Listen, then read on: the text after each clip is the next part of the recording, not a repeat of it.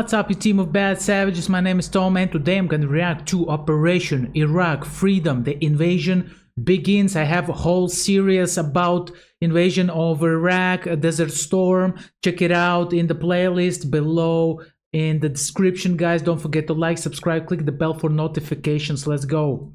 60 men of D Squadron, 22 Regiment SAS, jump to their feet and run to the waiting Chinooks, through the swirling dust kicked up by the spinning rotors. The SAS operators board their transports, and Captain Jim Watkins settles in for a long flight ahead. He can still taste the port from his troops' good luck toast. The Chinooks lift off into the night sky and proceed across the Jordanian desert in 3 waves. Their target is a suspected chemical plant and Scud missile site in the Iraqi town of Al-Qaim. The date is the 17th of March 2003. They are taking part in Operation Roe. In 2 days. Listen, man, I think one of the reasons why America is backing up is Israel is because they have a foothold into the Middle East. This is what I think. But also I forgot that USA are friends with Saudis and Emirates, so like Kuwait. So probably they have a much bigger footstep inside the Middle East than I thought. The invasion of Iraq will begin, the culmination of more than a decade of hostilities with Saddam Hussein. But first, a quick word from this week's sponsor and fighting with vehicles such as Storm, linked to Dash Controller on PS5 only. New players across all platforms, multiple premium vehicles, premium account, an exclusive 3D decorator for your vehicles, and more. Saddam Hussein has been clinging to power after his defeat in the 1991 Gulf War, and his nation has become a global pariah. It is believed that Saddam is harbouring militant enemies of the West within his nation, and it is publicly claimed, by some, that he still maintains the ability to deploy supposed weapons of mass destruction. Today, of course, we now know how reliable these claims were. Saddam has continued to act defiantly despite his precarious position, cheering recent attacks and often barring WMD inspectors from Iraq.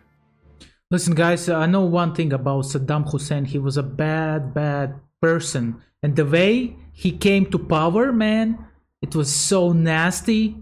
Oh my gosh, he was a ruthless person. I would, in my opinion, he's a Stalin of Middle East, basically, because he was so ruthless. Check it out, check out his history, how he came to power. You're gonna be shocked, guys. US President George W. Bush decides that now is the moment to rid the Middle East of Saddam Hussein once and for all. He intends to finish what his father started and depose the Iraqi dictator in a military campaign. The invasion itself is codenamed Cobra II, a nod to the Normandy breakout during the Second World War, but the public name is Operation Iraqi Freedom. The objective will be to overthrow Saddam Hussein and install a democracy in Iraq. We know today that the justifications made by politicians and government officials for the invasion of Iraq were, shall we say, less than sound. However, this series will focus solely on the actions of the young men and women sent to conduct the military campaign to invade Iraq in 2003, Operation Iraqi Freedom, and those Iraqis who defended against it. Beginning in 2002, the American president sets out to build a coalition to achieve his aim. British Prime Minister Tony Blair pledges the UK's support, but unlike in 1991, global support for military action is lacking. Key partners from Desert Storm such as France, Spain, Egypt and Turkey refuse to take part, citing a lack of hard evidence of WMDs and a belief that removing Saddam Hussein will destabilise the region. No, of course there was not enough, man, he said this word, proofs that Saddam has chemical weapons. They were saying he has aluminum tubes, man. Come on, man. I think they could do better than that one. The looming invasion is controversial around the world, despite an impassioned pro-war speech by US Secretary of State Colin Powell at the UN. Regardless, Bush and his cabinet have made up their mind to attack by early 2003, and another Desert Shield style build-up begins in the Middle East. Commander of United States Central Command, General Tommy Franks, has stepped into the shoes of his Gulf War Look at the years though. predecessor Norman Schwarzkopf and will conduct the coming operation. His staff promise that the plan will inspire shock and awe among the Iraqis, compelling them to surrender en masse like they did during Desert Storm. On the 17th of March, President Bush sends an ultimatum to Saddam Hussein: leave Iraq with your sons within 48 hours or face severe consequences. It is under this cloud of uncertainty that the SAS begins their secretive mission, which takes place 24 hours before Tony Blair will ask the House of Commons to sanction the invasion. The Chinooks continue to Al-Qaim, flying low across the barren desert of western Iraq. They are soon overtaken by American AH-6 Little Bird helicopters, who move to rocket and strafe suspected Iraqi positions nearby. The Little Birds are flying low to avoid radar detection. The Iraqi defenders are caught by surprise and offer insignificant resistance. Of course. Enemy machine Listen, after the Operation Desert Storm, they think like, man, we got smoked over there. We are like, okay, bro, just don't touch us, please. Just don't touch us, please. We are ready to give up. Don't shoot at us even. gun nests, radars and supply depots are hit hard by quick gun runs before the small and nimble helicopters escape back into the night sky. The SAS men spot the Little Birds, their minigun barrels glowing white hot in the night sky. One operator thinks to himself, there's no turning back, Allied forces are now committed. Having stopped to refuel en route, the first wave of Chinooks arrives at the target area after a 75-mile flight from their forward refuel base near the Iraq-Jordan border, and land at a remote position on the outskirts of the Iraqi town of Al-Qaim. The helicopters disembark the operators and Pinky Land Rovers, known as Desert Patrol Vehicles or DPVs. The plan is for D Squadron to set up an encampment and await the arrival of B Squadron, which is driving overland from Jordan in more DPVs. Together, they will assault and destroy the water treatment plant, which is also a suspected chemical weapons facility. Listen, those choppers can carry so much weight. They are such a game changer, I'm telling you. The site was also used to launch Scud missiles against Israel during the First Gulf War, and could be again. Intelligence reports that 2 full regiments of the Republican Guard are in the area, promising a tough fight ahead. Watkins and his team are digging in when a pair of headlights are seen approaching their position. The men prepare to fire, but the car passes by without spotting the encampment. Watkins and his men relax and catch up on sleep. They will spend the next day reconnoitering the plant and waiting for B Squadron to arrive. While the SAS are laying low outside of Al-Qaim, the British House of Commons officially approves the invasion of Iraq on the evening of the 18th of March. There's still a day before the expiration of President Bush's ultimatum for Saddam Hussein to give up power, but the coalition partners are now past diplomacy. Various Special Forces teams and the CIA's Special Activities Division begin their own infiltrations across the Iraqi border, awaiting the beginning of the air offensive, A-Day, when they will call in airstrikes against key military targets and attempt to rally Iraqi citizens to the coalition's cause. In the evening, B Squadron of 22 Regiment SAS links up with D Squadron on the outskirts of Al-Qaim, having driven throughout the day without being detected. At just after midnight on the 19th of March, both squadrons move out to probe the defences around the water treatment plant. They are backed up by DPVs armed with rocket launchers and a sniper team. The SAS squadrons approach the plant's perimeter when they are spotted by an Iraqi sentry. The night sky suddenly lights up with small arms fire as the Republican Guard tries to drive the British troops away. One of the snipers quickly gets to work, seeking out targets with his Barrett 50 caliber rifle. However, a round from an Iraqi machine gun shatters the barrel and sprays the sniper with metal shrapnel. Nonetheless, the sniper coolly switches to his sidearm and continues to fire back. With such intense fire coming their way, the commanding officer of B Squadron orders a withdrawal back to the encampment. One of the DPV crews find themselves pinned down and are forced to abandon their vehicle as the men sprint through a hail of gunfire to safety. The DPV is destroyed by the SAS with an anti-tank rocket, before they slip away into the darkness. They have suffered only one wound. Man, they could save it and take it for their own use, man. But I think they thought that the enemy is still inside, and that's why they blew it up. And no fatalities. Many Republican guardsmen have been killed, but their repulse means the SAS must try to penetrate the chemical plant the following night.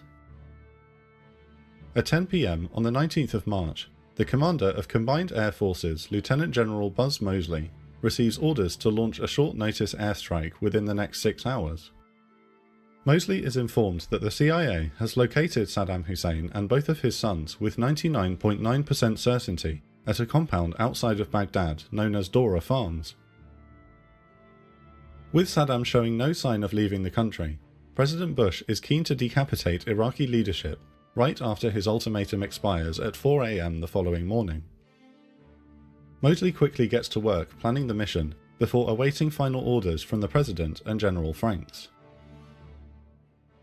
When night falls, B and D squadrons of 22 Regiment SAS again attack the suspected chemical facility in Al-Qaim, but once more find that enemy numbers are too great.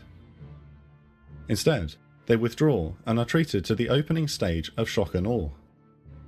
Starting at 9 PM, the elite 160th Special Operations Aviation Regiment, along with 2 flights of MH-60 Black Hawks armed with Hellfire missiles and 30mm cannons, move to engage Iraqi radar and observation posts along the border with Saudi Arabia, Jordan and Kuwait. The SAW Regiment, known as the Black Swarm, splits up into 4 groups. Each flight consists of 2 AH-6 Little Birds and an MH-6 Little Bird carrying a thermal imaging system to spot targets. Man, little birds are so flexible, especially if you are fighting in a small city where are very narrow streets. It's like flying car, but with weapons, you know. Like in Operation Black Hawk Down, a little bird helped a lot to Americans because it's so mobile, you know. It can move very quick, and it's very dangerous also because of the weapons that is located on it. An MH-60 Black Hawk equipped with infrared sensors is also operating independently to support the operation. Also accompanying each flight are 2 A-10 Warthogs to engage any targets too heavily armoured for the Little Birds. For 7 hours, the helicopters and A-10s systematically destroy Iraqi installations on the border. The Iraqis offer only limited resistance and no American aircraft are lost. They turn— Listen, guys, I have a question. Like, what was the goal? Like, the goal was to kill Saddam Hussein in the end. Like, so basically they wanted to enter the country, kill Saddam Hussein, and put their own people or people who will be loyal to America into power or something like that. I'm just trying to understand. I just don't understand, right? If he says that there are chemical weapons, that they have chemical weapons, why just not go there and just destroy those weapons, go out? I mean, I just don't understand. Back to base. An SAS officer recalled, "We sat in the desert watching what was a pretty impressive fireworks display." With the path clear, British and Australian special forces infiltrate into Iraq from Jordan, Saudi Arabia and Kuwait. Using both vehicle-mounted patrols and helicopter transport, these special operations units move to secure airfields and other valuable strategic assets. Meanwhile, the news that the US Air Force could take out Saddam Hussein has set off a flurry of activity at Al Udeid Air Base in Qatar. The 8th Fighter Squadron, the Black Sheep, have readied 2 F-117 Nighthawks piloted by Lieutenant Colonel Dave Toomey and Major Mark Hohen to launch by 3:30 AM the morning of March the 20th. Mosley is discussing with the chairman of the Joint Chiefs, General Dick Myers, who asks, "What a name. The President has one question. What a legendary name. Dick Myers. Question. Can you get the pilots back? Mosley replies, I can get them to the target. I don't know if I can get them back. There is a pause before Myers relays Bush's final order. Strike. 8 minutes later, Toomey and Hohen are airborne and on their way to Baghdad to kill Saddam Hussein. Despite the short notice, General Moseley wants to give the F-117s as much support as possible and orders 3 EA-6B Prowlers from the carrier USS Constellation to jam enemy radars, while 2 F-16CJ Fighting Falcons are diverted from a patrol to shadow the stealth aircraft and destroy any SAM site. The strike will be followed by approximately 40 Tomahawk cruise missiles from US Navy battlegroups in the Persian Gulf and a submarine in the Red Sea, and AGM-86 air-launched cruise missiles from B-52 Stratofortress strategic bombers. This mission is risky. The coalition forces have steadily worn down the Iraqi Air Force and air defense capabilities over the past year as part of a bombing campaign known as Southern Focus. However, the air defences around Baghdad have not been targeted, and many Air Force officers remember the intense SAM barrages directed at coalition aircraft above the Iraqi capital during Desert Storm. The pilots have been told they must strike the target by 5:30 AM, or else their vulnerable aircraft will be silhouetted against the rising sun. I have a feeling that they were not successful of killing him right there, right now. At exactly 5:30 AM, the 2 Nighthawks approached Baghdad. Despite fears of overwhelming anti-aircraft fire, the Iraqi capital is still asleep, and the F-117s have not been detected. Toomey and Hohen locate the target area and release 4 2,000-pound EGBU bunker buster bombs. These are state-of-the-art satellite-guided munitions which have been designed with missions like this in mind. The EGBUs explode in quick succession, and the F-117s turn and run for the Persian Gulf. Iraqi anti-aircraft guns fire wildly into the sky, but no hits are scored, and the Nighthawks make a clean getaway. General Moseley is jubilant when told that the munitions hit precisely on target. "Bitchin', dudes, bitchin'," he exclaims to his subordinates. A few minutes later, the first of the Tomahawks and B-52 launched cruise missiles arrive to further saturate the Dora Farms area. Toomey and Hohen will make it back to Al-Udeid, and on landing are greeted by camera crews and ground personnel cheering them as heroes for taking out the Iraqi dictator. They have just won the war before it's even started. But they didn't realize that it was all lies and nothing happened and he's still alive. Imagine like this satisfaction when they found out like that the guy is still alive, man. So sad for them. However, the celebrations of victory are short-lived. Saddam Hussein appears unharmed on Iraqi state television later that day, and it is later determined that despite the 99.9% certainty of his location there, the Dora Farms compound has not been used since 1995. Oh no! The decapitation strike has failed. Oh no! What to do now? The mission provokes an Iraqi response. Shortly after 1 PM on the 20th of March, the Iraqi military launches a Seersucker cruise missile at the Marine base at Camp Commando in Kuwait. Despite the heavy presence of Patriot anti-missile batteries, the Seersucker flies so low that it is not detected. The missile narrowly misses the headquarters of the Marine Expeditionary Force and explodes just outside the camp fence. 2 ballistic missiles are launched, but Patriots successfully intercept them. However, Saddam Hussein has sent a message that he knows the invasion is imminent. That night, SAS units outside of Al-Qaim launch one last... Listen, Iraq is a pretty big country, I can see. Very big country, I would say. ...attack on the water treatment plant, but by now, local militia have arrived to reinforce the already much larger garrison. When the SAS attack, they are greeted by another wave of small arms fire, including tripod-mounted machine guns on civilian pickup trucks. These trucks are known as technicals in military terms and prove to be a dangerous weapon. Although they are the most elite unit in the British Army, the SAS find themselves outgunned. B and D squadrons are once again pushed back, but this time they are in danger of being overrun as they retreat. Yeah, the SAS is like a special force, for people who don't know, special force, a special operation force, basically. It's like a Black Ops from Britain. So they are not army, like, I mean, like, they are part of army, but like they special Black Ops, as I said. The Iraqi militia and the Republican Guard heavily outnumber the SAS and go on the offensive. They fight a pitched battle against the Special Forces operators outside of a Bedouin village on the outskirts of Al-Qaim. The rocket launchers aboard the DPVs prove vital in driving off the attackers and inflict casualties on the enemy as they attempt to overrun them. After hours of fighting, the Iraqis withdraw, but the SAS commander is informed that a convoy of 20 Iraqi military vehicles are looking for his unit. Knowing that storming the complex would result in unacceptable casualties, the commander instead orders an airstrike to destroy the facility. As dawn breaks on the 21st of March, 2,500 pounds of munitions are dropped on the area while the SAS retreats into the desert. 2 operators will receive the military cross for their actions outside of Al-Qaim.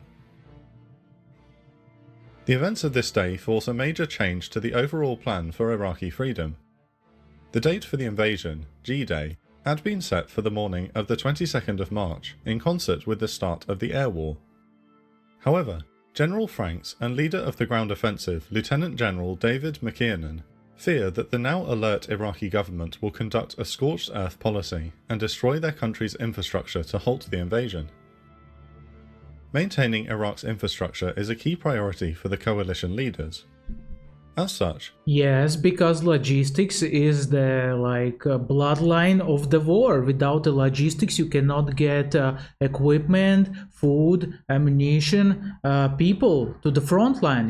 So for sure, they were not. They had to not allow them to destroy the thingies, man. the decision is made to move the land invasion up to the night of the 20th of March. Unlike Desert Storm, the ground attack will now begin before the massive air offensive. The bulk of the forces involved in Iraqi freedom will attack into Iraq from Kuwait. The governments of Turkey and Saudi Arabia are sympathetic to the coalition cause, but both have refused to allow ground troops to use their countries as staging areas. With most coalition forces in the south, a rapid advance to Baghdad is required to topple the regime as quickly as possible. On the left flank, Lieutenant General Scott Wallace's 5th Corps represents the main axis of advance, and will push through the Tigris-Euphrates Valley and destroy any Iraqi units they encounter. The key armoured capability of 5th Corps is the 3rd Infantry Division, fielding M1A2 Abrams tanks, M2 Bradley fighting vehicles, and M109 Paladin self-propelled howitzers. Let's go Abrams tanks, man, and Bradleys, working now in Ukraine, by the way. Supporting them as ground infantry, the 82nd and 101st Airborne Divisions. Altogether, 5th Corps will field 247 Abrams, 264 Bradleys, and 132 artillery pieces. The 101st will provide the bulk of the helicopters, with 151 Apaches, 52 Kiowas, 62 Chinooks, and 178 Black Hawks supporting Wallace's divisions. Just imagine this amount of 150 Apaches, man, they are so dangerous. I did a video recently about Apaches. Man, scary choppers. Helicopters. Choppers is a motorcycle. Man, I've been saying choppers all the time. What was I thinking? Literally, helicopters. Sorry guys, sorry. On the right flank, one Marine Expeditionary Force will again go toe-to-toe with Saddam's forces after taking part in Desert Storm. The MEF is comprised of the 1st Marine Division and 2nd Marine Expeditionary Brigade.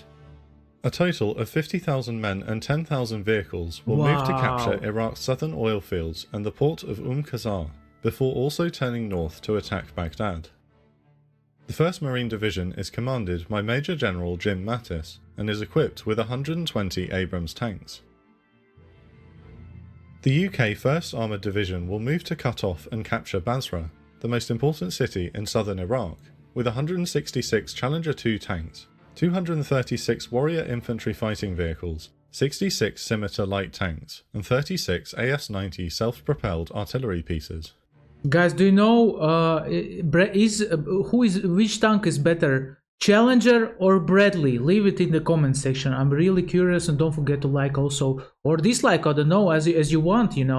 If you like what I'm doing, it's cool for me. It brings me pleasure when you guys like. So thank you very much. In addition to those already infiltrating into Iraq to conduct recon patrols, Combined special forces from the coalition nations will launch amphibious assaults against the Al-Faw Peninsula and offshore oil rigs to seize crucial oil installations in the south. 250 Navy SEALs from the United States, a brigade of Royal Marines from the UK, and 126 Polish Grom commandos are tasked with securing Iraqi oil infrastructure. Bober! In the north, special forces have been steadily trickling into Kurdish-controlled areas for over a year to organise an offensive against Saddam's regime. Rather than a northern front established from Turkey, the Kurdish Peshmerga will handle the bulk of the fighting to tie down Iraqi units. The United States is providing 706 combat aircraft, while the British contribute 68, and the Australians a squadron of 14 FA-18 Super Hornets. Altogether, 309,000 coalition troops will invade, supported by just over 1,200 aircraft, including 790 fighters and bombers. It is less than half the total of the combined forces which took part in Desert Storm, but US Defense Secretary Donald Rumsfeld has purposefully kept the number of troops low. To him, this campaign will be carried by American technological superiority and aggressive commanders on the ground, who are told to avoid large population centres. Under Rumsfeld's doctrine, there should be no need for a larger invasion force. Facing the coalition is the Iraqi military, which on paper is still a serious threat. 300 to 350,000 ground troops are organised into 16 divisions in 5 corps. That's a lot. However, 2/3 of the Iraqi army is composed of untested conscripts, while the rest of the ground forces are equipped with outdated Soviet-era weaponry. Okay. The 70,000-strong Republican Guard once again represents the backbone of Saddam's military.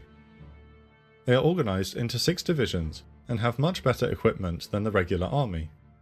Altogether, the Iraqi military has around 2,000 tanks, 3,700 APCs, and 2,300 artillery pieces.